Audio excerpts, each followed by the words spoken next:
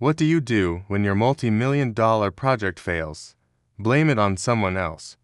If you're Xerxes I, king of kings of Persia, you blame it on the sea. Yes, you heard that right. Xerxes I, the mighty leader who united the greatest empire the world had seen till then, went to war with the sea. But how did it all get to this point? Let's rewind a bit. It is the year 480 BC. Xerxes has set his eyes on Greece, and he wants it badly. He has assembled an army of over 1 million soldiers, the largest the world has ever seen. With this force, he marched into Anatolia, his empire's westernmost province, intending to cross into Europe and march on the Greek mainland. But there was a problem. Between Anatolia and Greece lay the Hellespont, a narrow strip of sea about 6 miles wide. Now normally, this wouldn't be a problem. Xerxes could have just navigated around it. But he needed to transport a ton of supplies along with his massive army.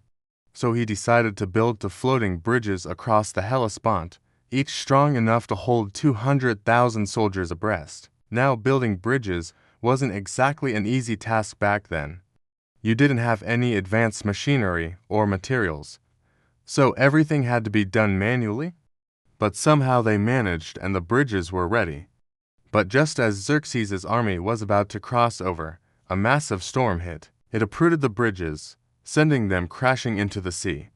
Xerxes was furious. Who was responsible for this catastrophe? Was it the work of some disgruntled engineer? Was it the fault of the sailors who manned the bridges? No, none of that. According to Plutarch, the Persian chronicler, it was neither men nor gods, but the sea itself that was to blame. And you know what happens when you blame the sea. You declare war on it, obviously? Yes, you heard that right. Xerxes the Great went to war with the ocean. What followed can only be described as a punishment from hell.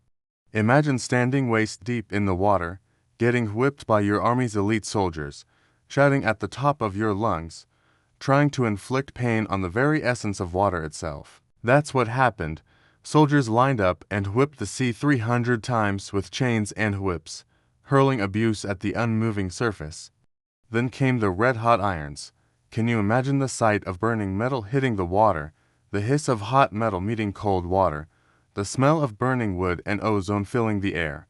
That must have been quite the spectacle. Was it all just an insane act of aggression, a show of divine power? Maybe both. You see, Xerxes believed he was a god, or at least a demigod.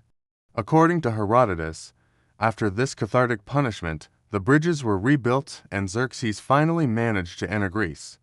However, the story doesn't end there. Even though the bridges held this time, and Xerxes managed to enter Greece, it was the last time we saw him do anything significant. You know why? Because the Greeks kicked his butt. They fought back against the Persians with unmatched ferocity. They burned down the Persian fleet in the Straits of Salamis, and then they destroyed his army at the Battle of Plataea. As for Xerxes, he went back to Susa, licked his wounds, and ruled over his empire till his death in 465 BC. But let's come back to the present. Was Xerxes mad? Did he really think he could punish the sea?